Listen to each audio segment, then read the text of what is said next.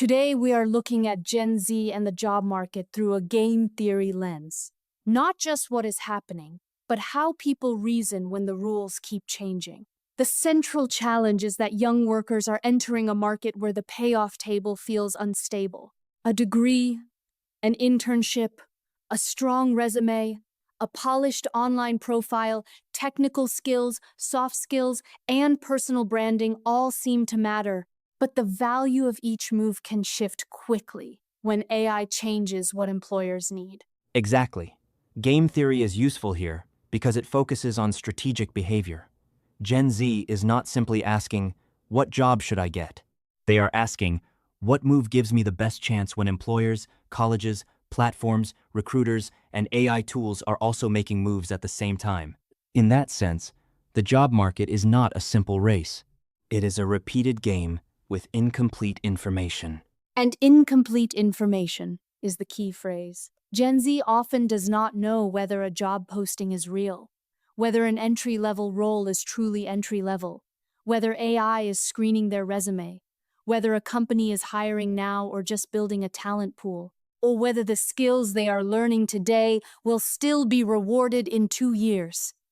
So the mindset becomes adaptive. Test, signal, update, and reposition. That is a very different thought pattern from what many prior generations were taught. Older workers were often told to follow a more linear model: get credentials, enter a company, build seniority, and move upward. That model was never universal, and it did not work equally for everyone, but it was a powerful cultural script.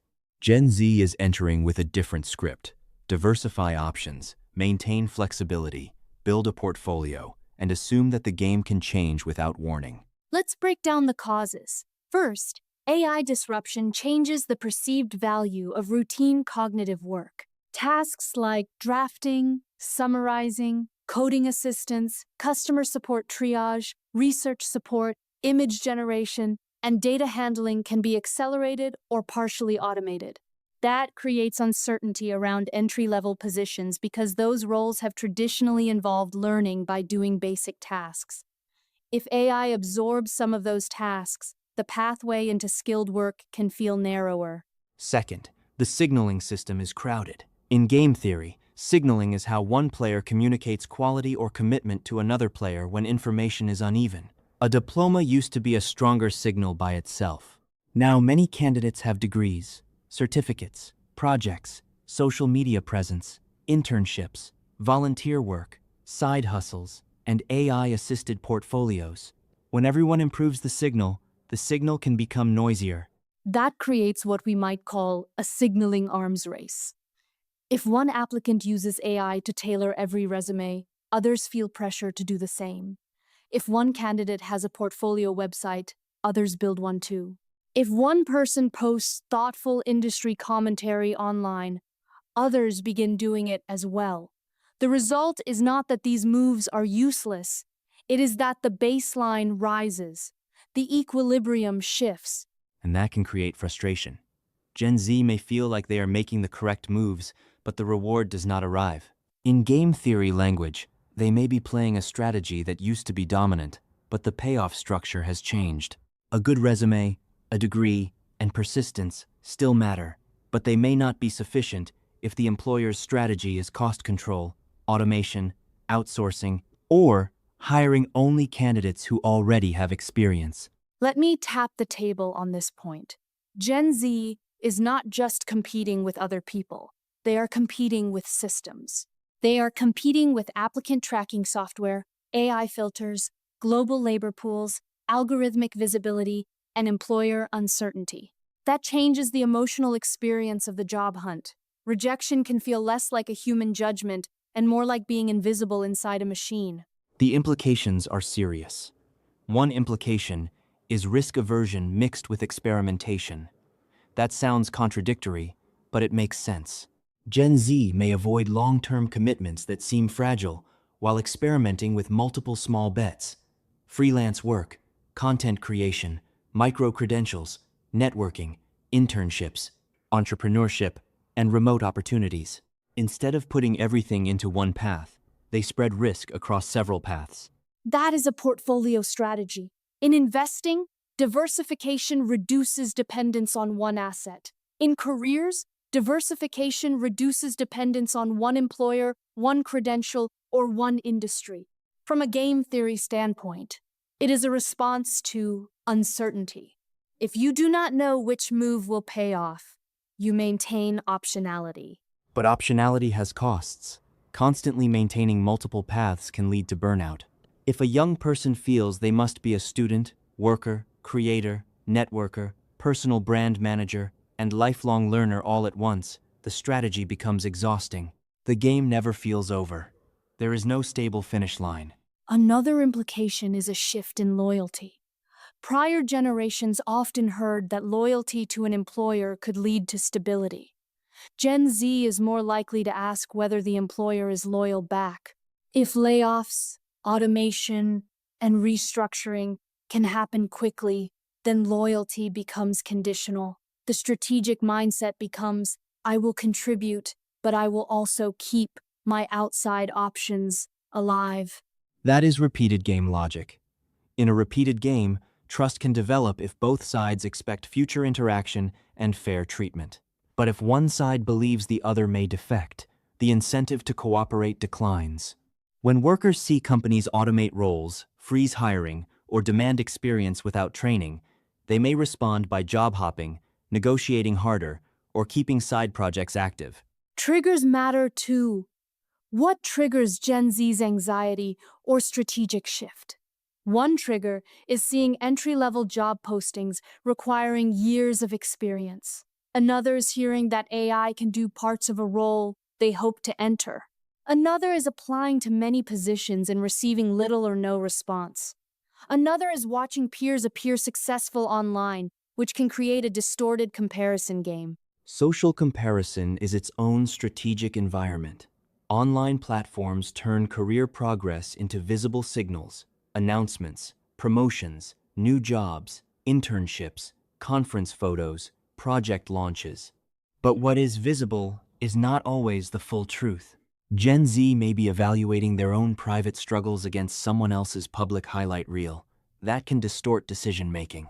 And then there is the trigger of student debt or financial pressure, where applicable. When the cost of education or living is high, the margin for error becomes smaller. A young worker may not feel free to explore for years.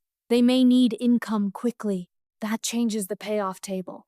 A lower-paying job with learning potential may be less attractive if immediate survival is the main constraint. Compared to prior generations, the main difference is not that Gen Z has challenges and older generations did not.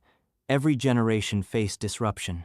Industrial shifts, recessions, globalization, technological change, and changing social expectations affected earlier workers too.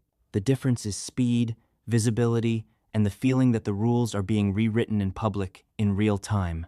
That is important. Prior generations also had to adapt, but many of them adapted in environments where information moved more slowly. Today, a new AI tool can appear, trend, be adopted by employers, and change expectations almost immediately. Gen Z watches the disruption unfold on the same devices they use to apply for jobs, learn skills, and compare themselves to peers. So, if we ask how Gen Z handles this, the answer is not one thing. Some respond with entrepreneurial thinking, some pursue stable fields, some lean into AI and try to become AI-augmented workers. Some resist the pressure and look for meaning, balance, or community. Some become cynical. Some become highly strategic. The common thread is that they are forced to think about work as a dynamic game. Let's define a few game theory ideas in practical terms. A Nash equilibrium is a situation where each player's strategy is the best response to the other strategies, and no one has an incentive to change alone.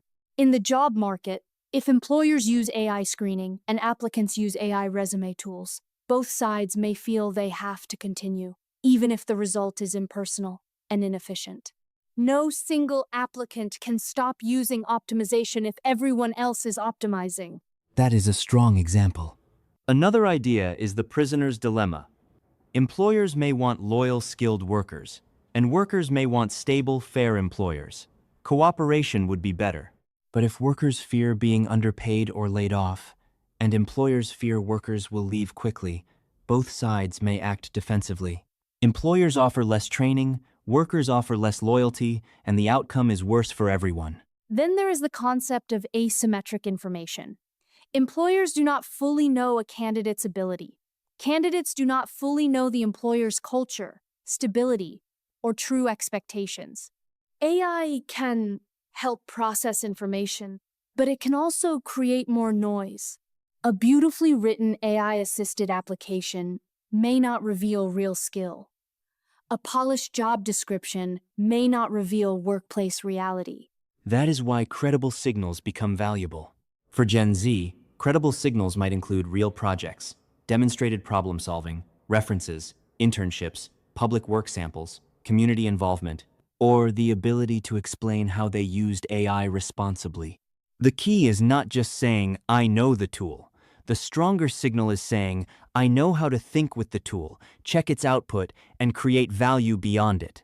That brings us to mindset. The most resilient mindset is not panic and not blind optimism. It is strategic adaptability. Learn the rules, but expect them to change. Use AI, but do not become dependent on it. Build skills, but also build judgment. Network, but do not reduce people to transactions. Pursue opportunity, but protect your energy. And there is a deeper thought pattern here. Move from credential thinking to capability thinking. Credentials still matter in many fields, but capabilities are what survive disruption. Can you solve ambiguous problems? Can you communicate clearly? Can you collaborate? Can you learn fast? Can you evaluate information?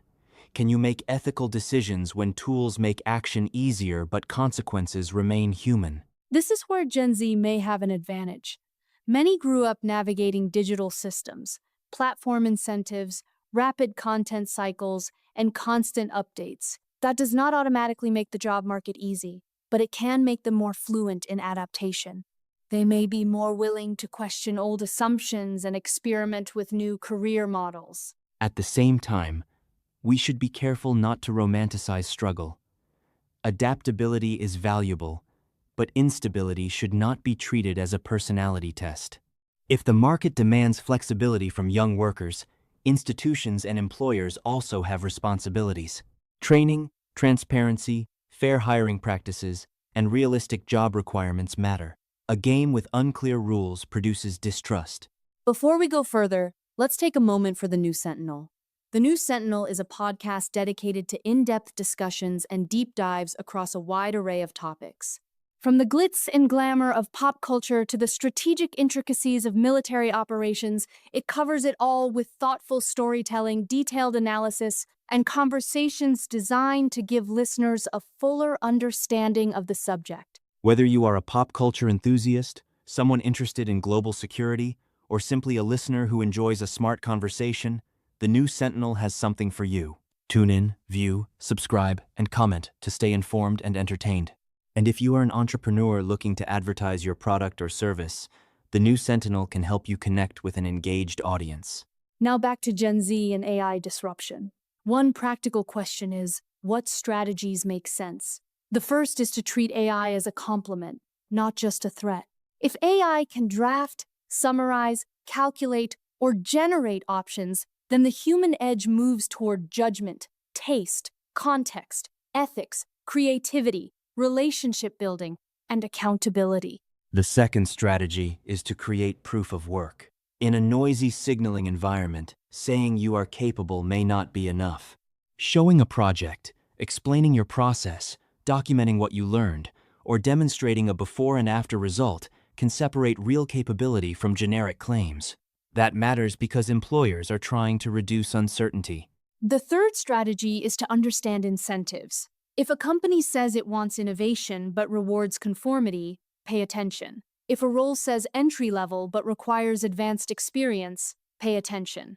If an industry is rapidly automating routine work, ask where human judgment remains essential. Game theory teaches that you must study the other player's incentives, not just your own hopes. The fourth strategy is coalition building. People often think of the job market as purely individual competition, but networks are cooperative systems. Friends share leads, mentors explain hidden rules, communities validate skills, peers collaborate on projects. In a difficult market, cooperation can improve everyone's odds. That comparison with prior generations is interesting too. Older generations often built networks through workplaces, neighborhoods, professional associations, schools, or family connections. Gen Z can still use those, but they also build networks through online communities, group chats, create